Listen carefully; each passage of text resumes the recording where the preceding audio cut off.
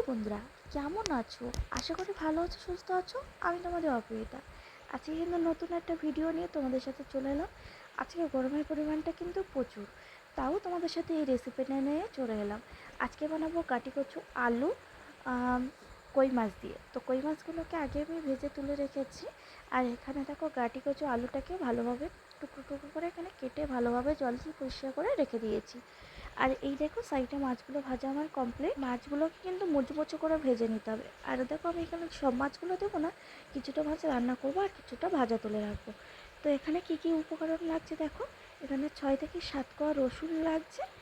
আর এখানে মিডিয়াম সাইজের ছোট্ট একটা পেঁয়াজ কুচি করে কেটে নিয়েছি। আর 10টার মতো লঙ্কা চিড়ে নিয়েছি। তোমরা চাইলে ঝালের পরিমাণটা কম বা বেশি করতে পারো, কারণ অনেকেই এত ঝাল খেতে পারে না, তার জন্য। আর আদাটা নিয়ে নিয়েছি, এতটা আদা লাগবে না, অল্প একটু কুড়িয়ে নিলে হয়ে যাবে। না চাইলে আদাটা না দিতেও পারো, আমার ভালো লাগে তাই আমি দিই। তারপর কড়াইতে দিয়ে দিলাম সামান্য একটু তেল, দিয়ে দিচ্ছি পাঁচফোড়ন।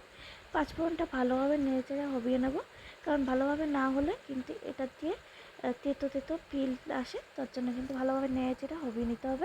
এখানে যখন পাঁচফোড়নগুলো লাল লাল হয়ে আসবে, তখন টুকরো করে কেটে রাখা পেঁয়াজটা এখানে দিয়ে দেবো। দিয়ে ভালোভাবে নাড়াচাড়া দিয়ে কিন্তু এখানে করে নিতে হবে পেঁয়াজটাকে। তো তোমরা কে কে আছো আমার মতো এরকম গাটি কচু খেতে পছন্দ করো, তো কমেন্টে জানাতে ভুলবে না। আর এখানে দিয়ে দিলাম রসুনটা থেতো করা। আবার 5-10 মিনিট নাড়াচাড়া করার পরে দিয়ে দিলাম একে একে সবজিটা। দিয়ে দেওয়ার পরে এখানে দিয়ে দিচ্ছি হলুদ গুঁড়ো, স্বাদ অনুযায়ী লবণ, দিয়ে ভালোভাবে নেড়ে চেড়ে কিছুক্ষণ কষিয়ে নিতে হবে। তার আগে এখানে কেটে রাখা কাঁচা লঙ্কাটা এখানে দিয়ে দিচ্ছি অ্যাড করে। তো দিয়ে দিলাম, দিয়ে আদাটা গ্রেট করে এখানে দিয়ে দিচ্ছি। আর আমি সব আদা দিচ্ছি না, অল্প একটু দিচ্ছি কুড়িয়ে, এখানে দেখতে পাচ্ছ। এবার ভালোভাবে সবগুলোকে একসাথে মিশিয়ে নিয়ে কষিয়ে ভেজে নিতে হবে। আর পারলে তোমরা এটা ঢাকনা দিয়ে দিয়ে যদি কষিয়ে নাও আরও ভালো হবে। তো আমি ওরকম ঢাকনা দিয়ে দিয়েই কিন্তু কষিয়ে নিচ্ছিলাম ভালো করে। তারপরে দেখো খুব ভালোভাবে কষানো কমপ্লিট আমার। এখানে দিয়ে দিচ্ছি পরিমাণ মতো জল। জলটা একটু কম হয়ে গেছে, আর একটু পরিমাণে জলটা দিতে হবে।